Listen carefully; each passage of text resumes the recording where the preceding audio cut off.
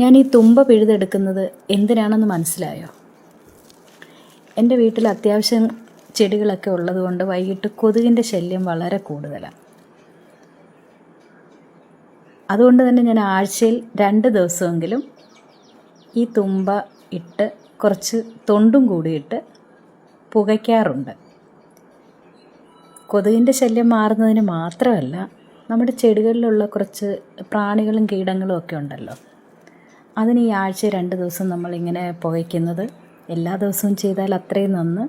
ഒരു അരമണിക്കൂറോളം നമ്മളിങ്ങനെ പുകയ്ക്കുകയാണെങ്കിൽ നമ്മുടെ ചെടിയൊക്കെ നല്ല രീതിയിൽ വളരുകയും തന്നെയല്ല, ഈ തുമ്പ ഇടുമ്പോൾ ആ ഒരു അന്തരീക്ഷത്തിന് തന്നെ ഒരു മണവും